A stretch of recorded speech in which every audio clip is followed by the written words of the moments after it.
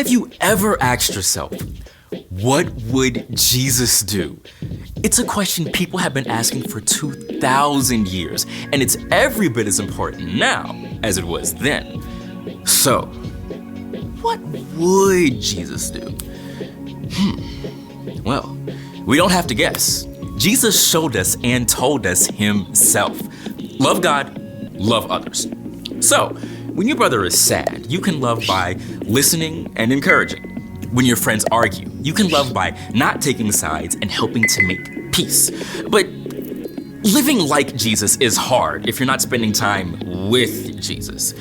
You can read or listen to stories of Jesus in the Gospels, Matthew, Mark, Luke, and John, all about the things Jesus said and did.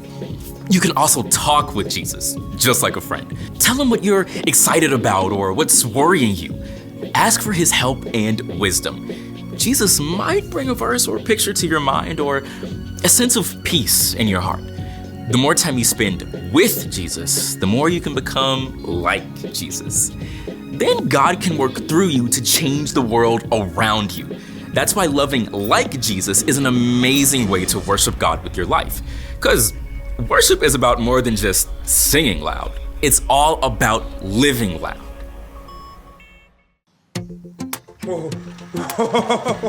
Hey, welcome to Story Lab. This week we're learning about a guy who did a complete 180. Woo! Get out of here.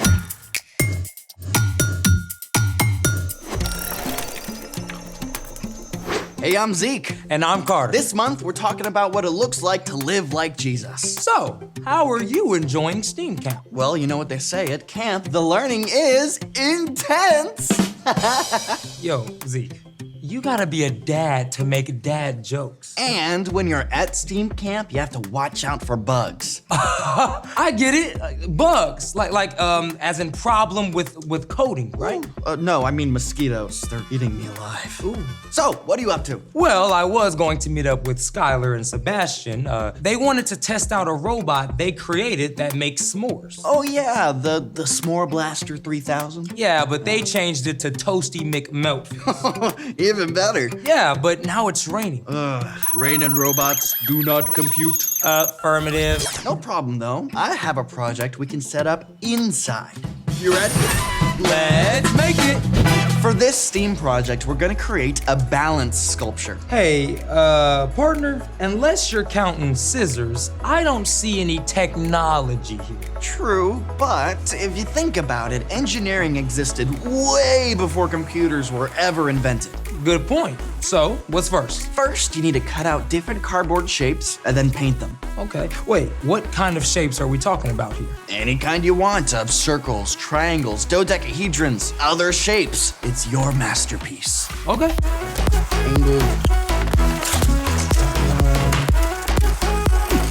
Done. Now step 2, paint those bad boys. Oh, and don't forget a paper towel tube and a square piece of cardboard. Paint those too.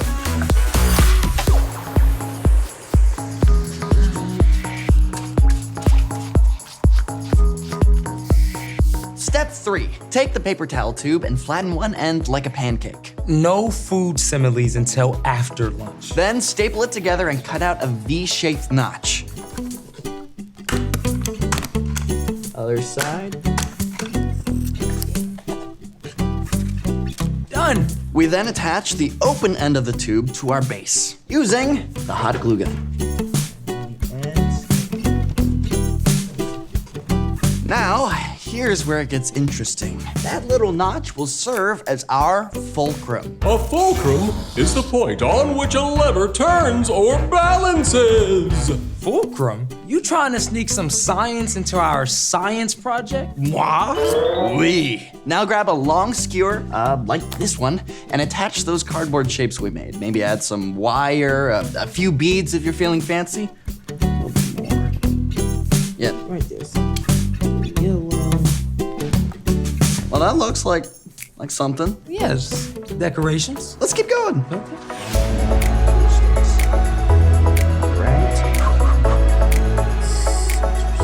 Okay. Okay, and I think our masterpiece. is finished.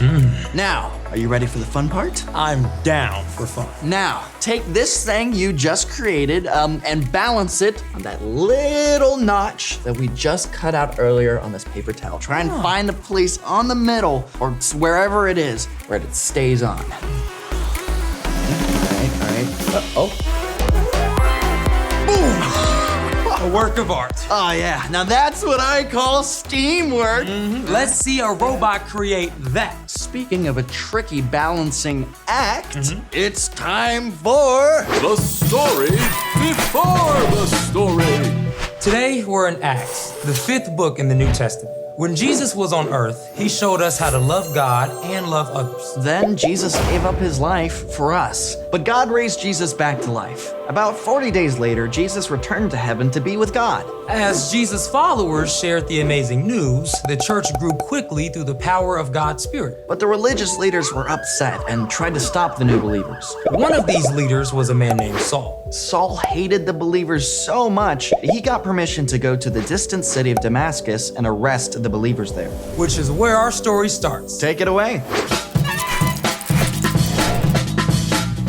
Hey everybody, I'm Brian. Today we're looking at how we can live in peace with one another, which was something that Saul, also known as Paul, had to discover. Saul was a Pharisee, one of the Jewish religious leaders. He was highly educated and knew every single one of God's laws and tried to keep them to perfection.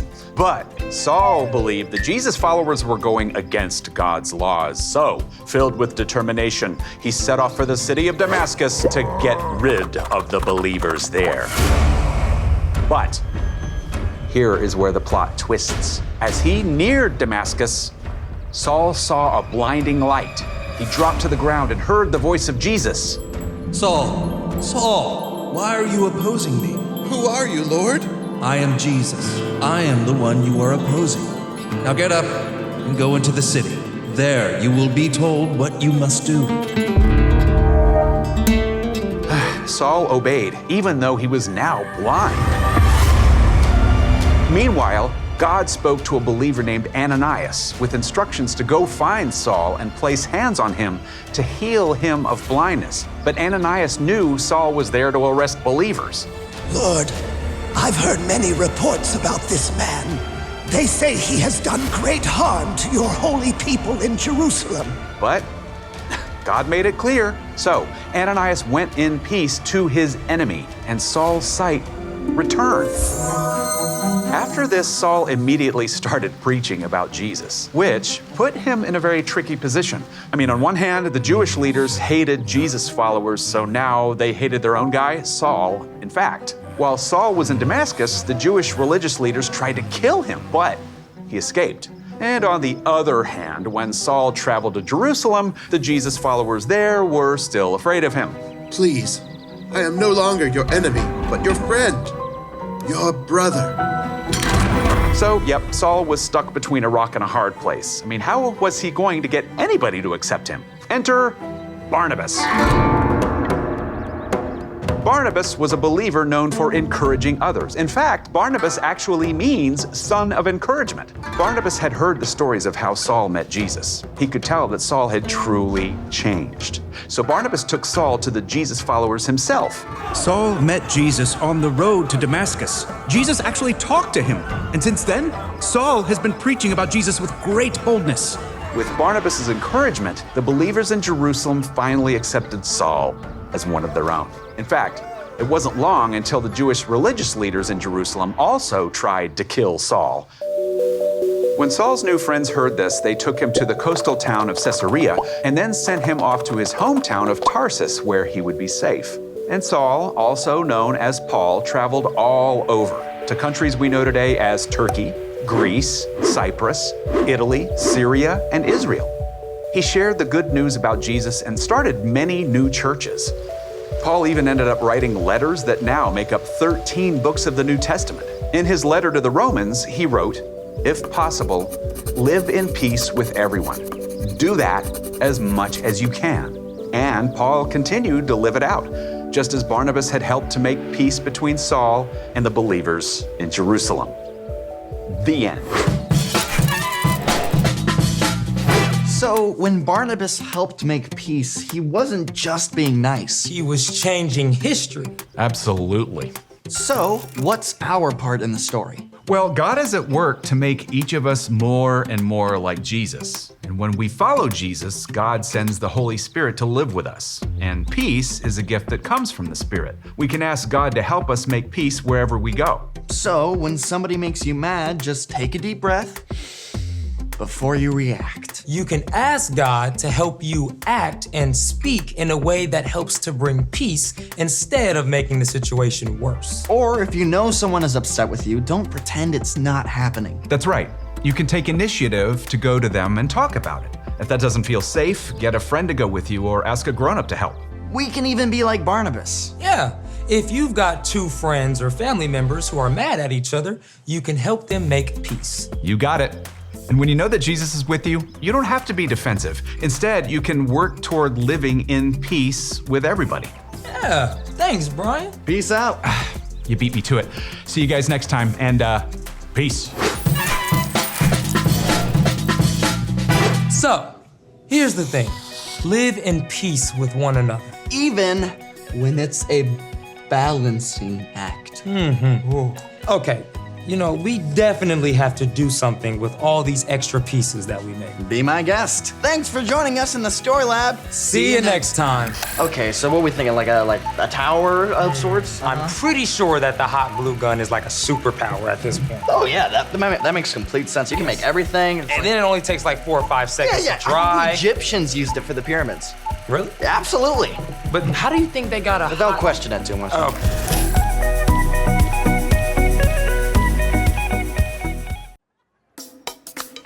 Let's go!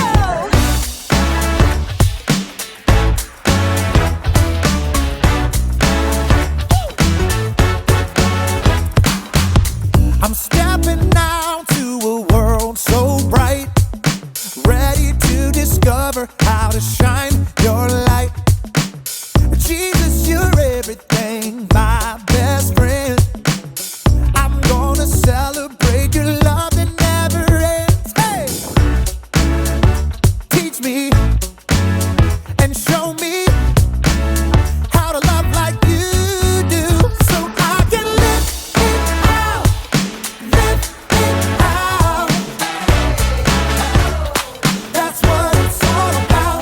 I can live it out, live it out. That's what it's all about. Live it out.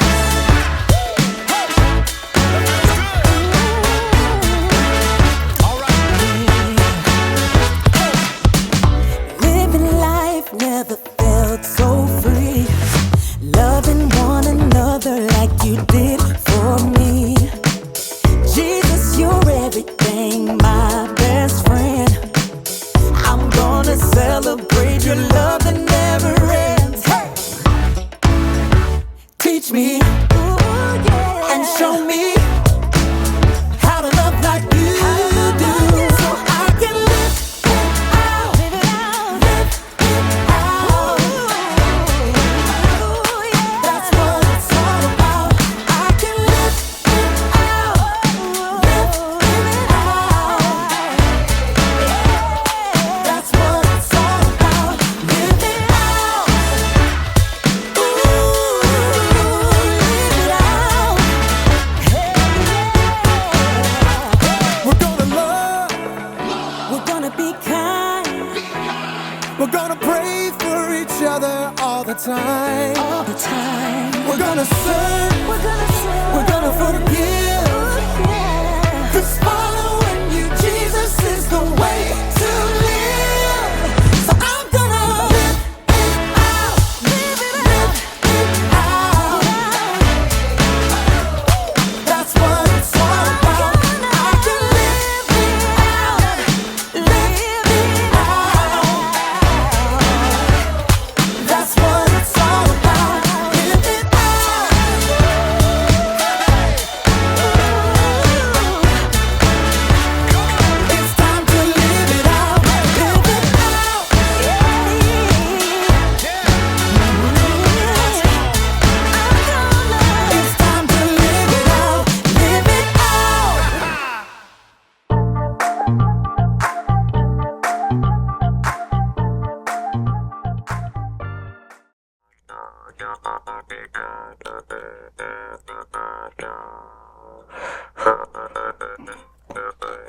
Hey, Brandon.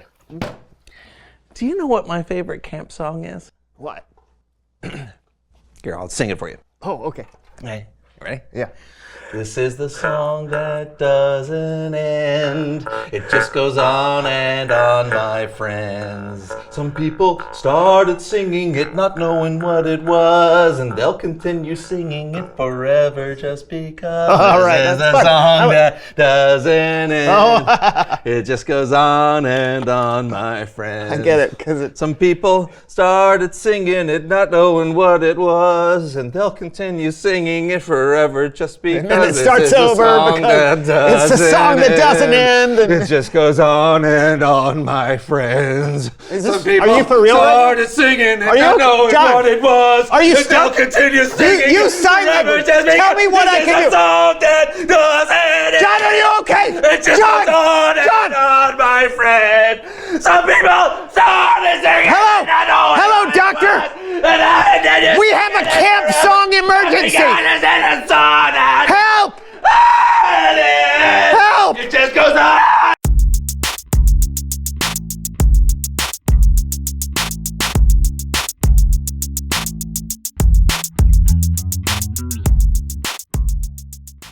Hello, everyone. I'm Brandon. I'm John. And welcome to the show. You are spitting everywhere. Sorry. Keep forgetting I have my mouth guard in. Why do you have a mouth guard? Safety. Are you planning on playing football? No, tennis. Yes, football. Okay, whoa. I'm attending a football camp where they teach football so I can improve my footballing skills. Are you okay? You seem a bit on edge. Yeah, I just found out that one of my childhood nemesis is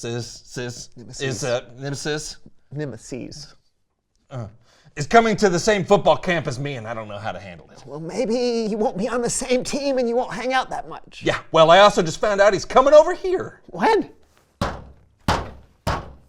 No. I'll get it. Hello. Can I help you? John. Oh, you're here to see John? Well, he's right over here. You'll come on in. John. Edgar. I'm Brandon. I'll sit down now.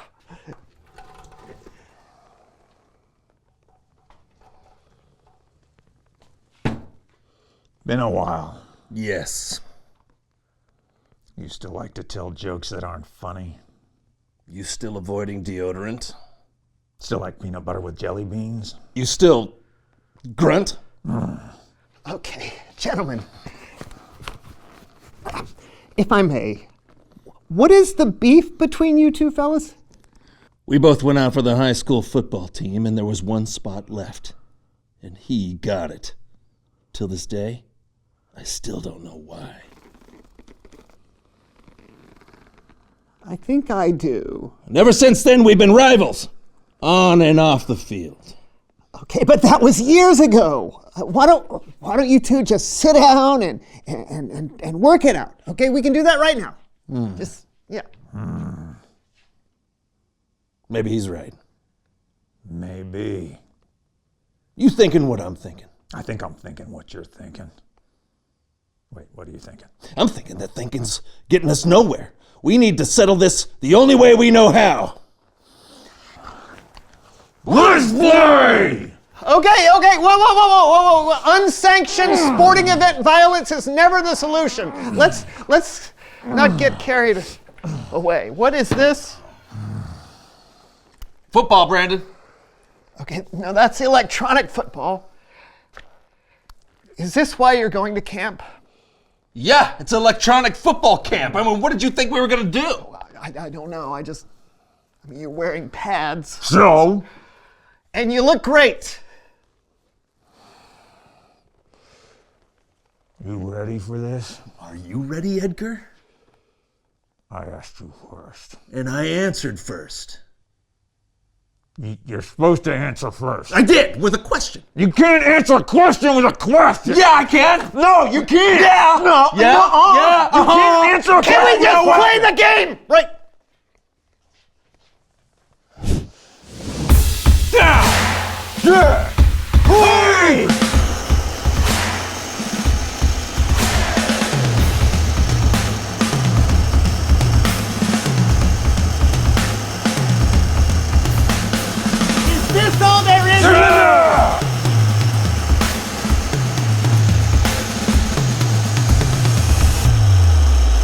Edgar! Do you feel silly? Yeah. You? I do.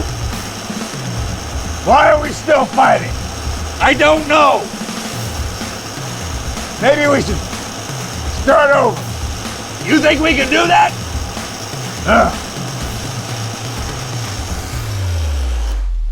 Well, that was riveting.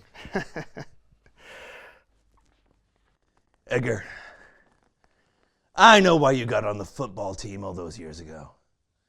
It's because you're smarter than me.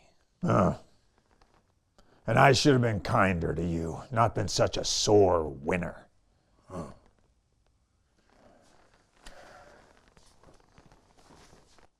Friends?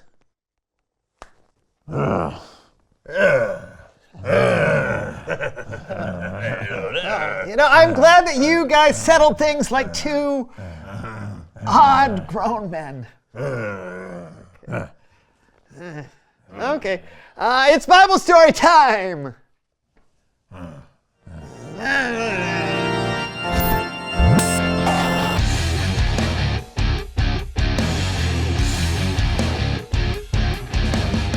Hey fellas, what's up? Just making amends with an old adversary. How about you? What a coincidence. I'm about to tell a story about some enemies who made up with one another. They made amends. They made almonds? No, amends. You said the word first. We did? Take it away. I like almonds. You can read this story yourself in the book of Acts, chapter 9. Back in the day, Bible days, there was a man named Saul. Saul was a Pharisee, a teacher of the Jewish law, and he was not being very kind to followers of Jesus. In fact, Saul was having them arrested. He thought that's what God wanted him to do. Well, one day, while traveling on the road to Damascus, Jesus revealed himself to Saul through a bright light and told Saul that what he was doing was wrong. Then Saul changed his mind and started following Jesus. But, looks like we've got some breaking news.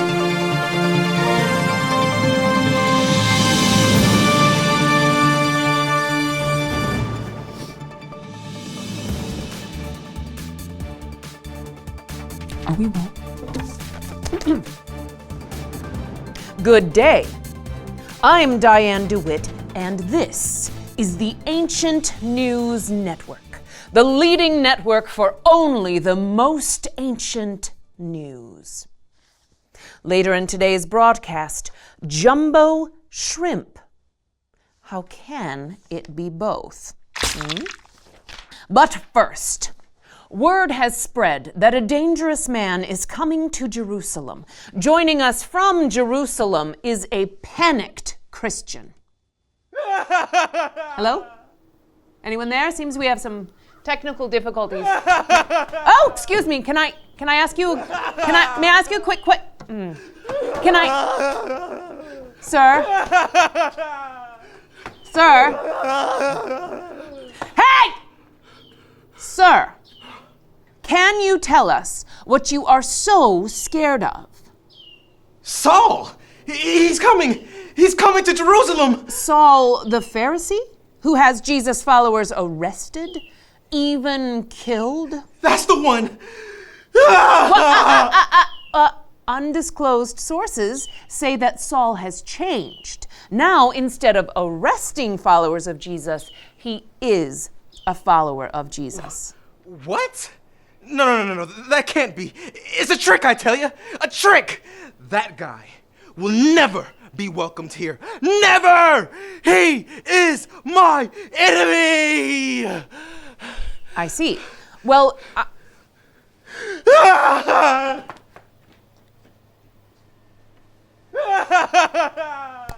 there you have it.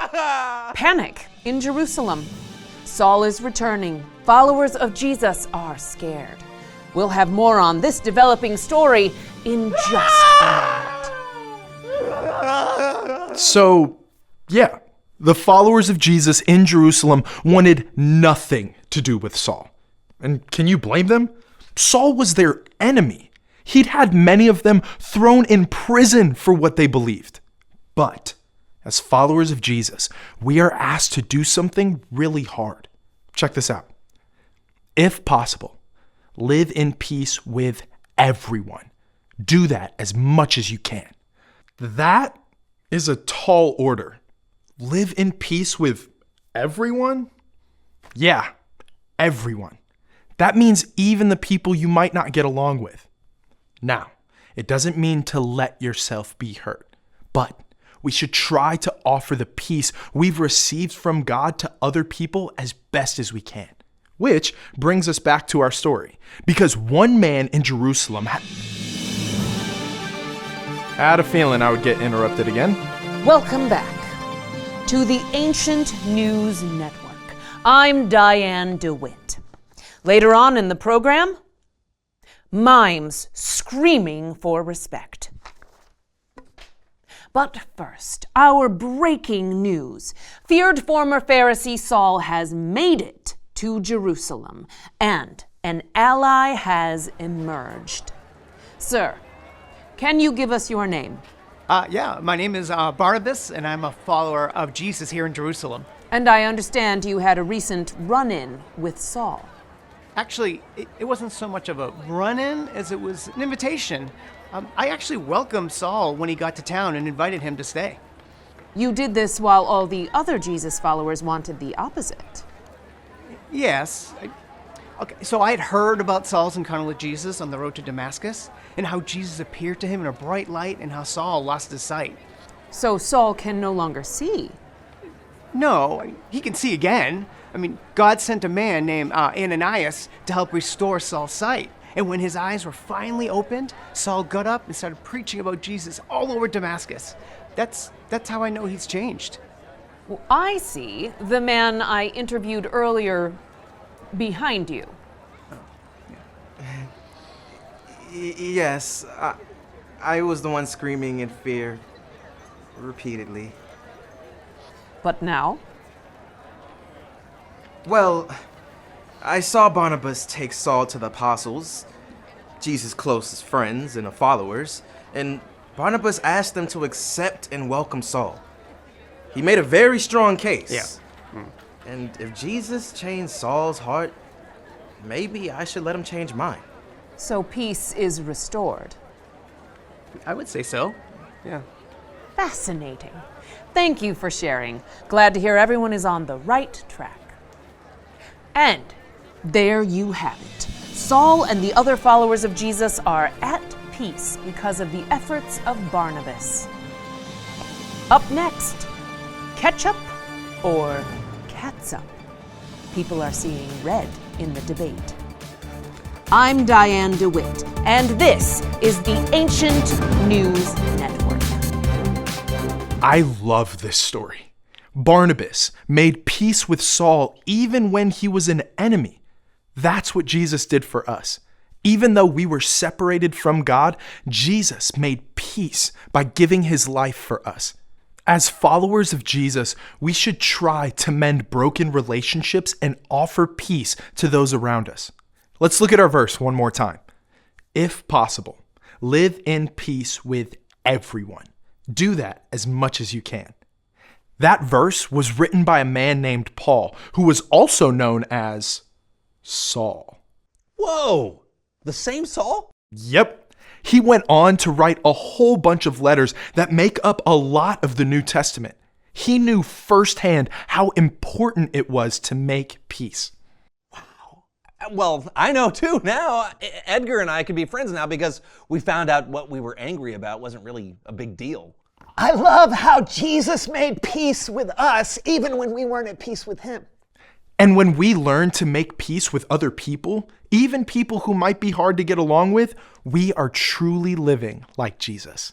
So cool. Yeah, thanks. Hey, see ya. Can you imagine what would happen if me and you and everyone did all we could to make peace with those around us? I wonder what that would look like.